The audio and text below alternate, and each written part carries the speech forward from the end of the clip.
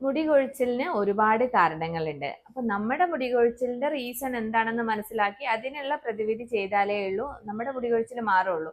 അല്ലാതെ വേറൊരാൾക്ക് എണ്ണ തേച്ചപ്പോൾ മുടി കൊഴിച്ചിൽ മാറിയെന്ന് വെച്ച് നമ്മളുടേത് മാറണമെന്നില്ല. അപ്പൊ അതിന്റെ റീസൺസ് കുറച്ചൊന്ന് നമ്മളൊന്ന് അനലൈസ് ചെയ്യാം. ഒന്ന്, ഏറ്റവും പ്രധാനപ്പെട്ടത് സ്ട്രെസ്സാണ്. അത് നമ്മൾ ഫിസിക്കലി ഉള്ള എന്തെങ്കിലും സ്ട്രെസ് ആവും, അല്ലെങ്കിൽ നമ്മൾക്ക് മാനസികമായിട്ടുള്ള എന്തെങ്കിലും സമ്മർദ്ദങ്ങളും ആവാം. ചില ആൾക്കാരോട് ചോദിക്കുമ്പോൾ, ഒപ്പിയിൽ വരുന്ന ചില ആൾക്കാരോട് ചോദിക്കുമ്പോൾ ഇപ്പൊ എനിക്ക് ഒരു പ്രശ്നവും പക്ഷെ എന്റെ മുടി ഇങ്ങനെ പോകുന്നുണ്ട് എന്ന് പറയാറുണ്ട്. അപ്പൊ അവരുടെ ഹിസ്റ്ററി എടുത്ത് നോക്കുമ്പോൾ നമുക്ക് മനസ്സിലാക്കാൻ കഴിയാം, ഒരു 2-3 മാസം മുന്നേ അവർ ചിലപ്പോൾ ഒരു ട്രോമയിലൂടെ കടന്നു പോയിട്ടുണ്ടാവാം, മെന്റലി എന്തെങ്കിലും പ്രോബ്ലം വന്നിട്ടുണ്ടാവാം, അല്ലെങ്കിൽ അവർക്ക് ഫിസിക്കലി എന്തെങ്കിലും അസുഖങ്ങൾ വന്നിട്ടുണ്ടാവാം.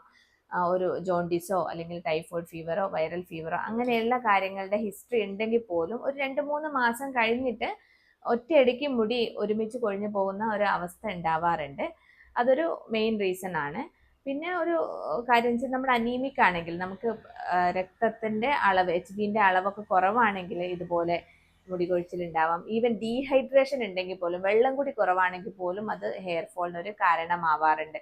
കൂടാതെ വൈറ്റമിൻ ഡിന്റെ ഡെഫിഷ്യൻസി ഉണ്ടെങ്കിൽ, അതുപോലെ മൾട്ടി വൈറ്റമിൻ, മറ്റേതെങ്കിലും വൈറ്റമിൻസിന്റെ ഒക്കെ മിനറൽസിന്റെ ഒക്കെ ഡെഫിഷ്യൻസി ഉണ്ടെങ്കിൽ, എന്ന് വെച്ചാൽ നമ്മൾ കഴിക്കുന്ന ഭക്ഷണത്തിൽ എല്ലാ പോഷക ഘടകങ്ങളും അടങ്ങിയിട്ടില്ലെങ്കിൽ, ഇനി അടങ്ങിയിട്ടുണ്ടെങ്കിൽ പോലും നമ്മുടെ ദഹനം ഒന്നും ശരിയല്ലാത്തത് കൊണ്ട് ഈ നമ്മൾ കഴിക്കുന്ന എല്ലാ പോഷകങ്ങളും നമ്മുടെ ശരീരത്തിലേക്ക് കിട്ടുന്നില്ല എന്നുണ്ടെങ്കിലും ഇതുപോലെ ഹെയർ ഫോൾ ഉണ്ടാവാൻ കാരണമാവാറുണ്ട്. അതുപോലെ തന്നെ മറ്റൊരു റീസൺ ആണ് തൈറോയിഡിന്റെ പ്രശ്നങ്ങൾ ഉണ്ടെങ്കിൽ, thyroid, hyper thyroidism, hypo thyroidism ഏതാണെങ്കിലും ഇതിൽ മുടി കൊഴിച്ചിൽ ഒരു ലക്ഷണമായിട്ട് നമുക്ക് കാണാറുണ്ട്. കൂടാതെ PCOD പോലെയുള്ള അസുഖങ്ങളിൽ മുടി കൊഴിച്ചിൽ ഉണ്ടാവാറുണ്ട്. ഇതൊക്കെയാണ് സാധാരണഗതിയിൽ. അതുപോലെ അയണിന്റെ കുറവുണ്ടെങ്കിൽ മുടി കൊഴിച്ചിൽ ഉണ്ടാവാറുണ്ട്.